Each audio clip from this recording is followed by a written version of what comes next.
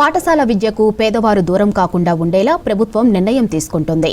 ప్రతి పేద మధ్యతరగతి విద్యార్థులకు బస్తీలోనే అంతర్జాతీయ ప్రమాణాలతో కూడిన విద్యను అందించేందుకు రాష్ట్ర ప్రభుత్వం శ్రీకారం చుట్టింది.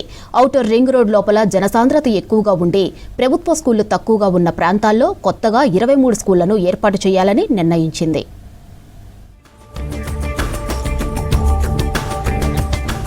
హైదరాబాద్ రంగారెడ్డి మేడ్చల్తో పాటు నగర శివారులోని సంగారెడ్డి జిల్లాకు భారీగా వలసలు పెరుగుతున్నాయి. నగరంలో మంచి విద్య దొరుకుతుందనే భావనలో పిల్లల్ని ప్రైవేట్ స్కూల్లో చేర్పించేందుకు నగరానికి వస్తున్నారు.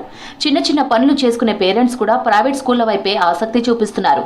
దీన్ని సీరియస్ గా తీసుకున్న ప్రభుత్వం సర్కార్ బడుల రూపురేఖలు మార్చాలని డిసైడ్ అయింది.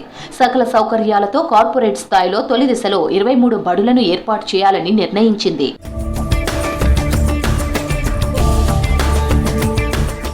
ఆయా బడుల్లో digital class rooms, computer labs, విశాలమైన లైబ్రరీ, ప్లే గ్రౌండ్స్ వంటివి ఏర్పాటు చేసి క్వాలిటీ ఎడ్యుకేషన్ అందించనున్నారు.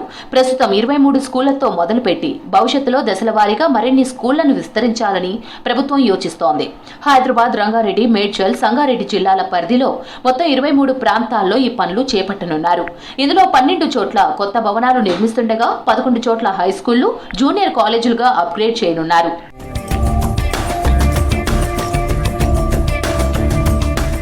పిల్లలకు అన్ని వసతులు కల్పించాలంటే తగినంత స్థలం ఉండాల్సిందేనని ఇప్పటికే అధికారులకు సీఎం రేవంత్ రెడ్డి ఆదేశాలు జారీ చేశారు. అయితే విద్యాశాఖ అధికారులు గుర్తించిన బాచ్పల్లి, అమీర్పేట్, మారేడ్పల్లి, బండ్లగూడ, సరూర్ నగర్, బాలాపూర్ తదితర ప్రాంతాల్లో ఎకరం లోపే స్థలం ఉంది. దీంతో ఆయా ప్రాంతాల్లో ప్రత్యామ్నాయ స్థలాలను చూడాలని హైదరాబాద్, మేడ్చల్, రంగారెడ్డి జిల్లాల కలెక్టర్లకు school education director Samin Nicholas ఇటీవలే లేఖ రాశారు. ఆ స్థలాల వివరాలు రాగానే సర్కార్కు టెండర్ల కోసం ప్రతిపాదనలు పంపించే అవకాశం ఉంది.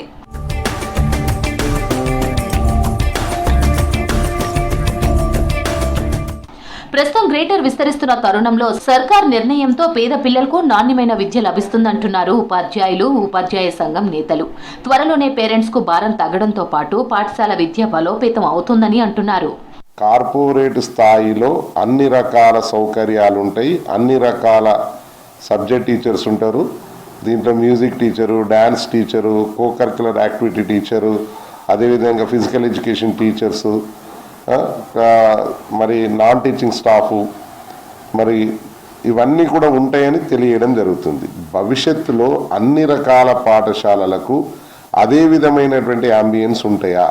ఉంటే పర్వాలేదు. కానీ ఒకవేళ భవిష్యత్తులో దీని మెయింటెనెన్స్ కూడా ఈ విధంగా ఉండనట్టయితే ప్రస్తుతం బడుల వాతావరణం ఎలా ఉందో అదే విధమైన ప్రమాదం ఉండే అవకాశం ఉంది. ఒక నాణ్యమైన విద్య అందించే పాఠశాలలని దగ్గరలోకి, పేద విద్యార్థుల దగ్గరలో తీసుకురావడం అనడం నిజంగా మేము చాలా హర్షిస్తున్నాం, దీన్ని స్వాగతిస్తున్నాం. దీనికోసం మా ఉపాధ్యాయ లోకమంతా కష్టపడతామని కూడా ఈ సందర్భంగా తెలియజేస్తాం. ఇప్పటికే ప్రతి జిల్లాకు ఒక ఇంటిగ్రేటెడ్ రెసిడెన్షియల్ స్కూల్ ప్రకటించిన ప్రభుత్వం ఇప్పుడు ఓఆర్ఆర్ వెలుపల సర్కార్ కార్పొరేట్ స్కూల్స్ ప్రకటించడం మంచి పరిణామం అన్నారు విద్యావేత్తలు.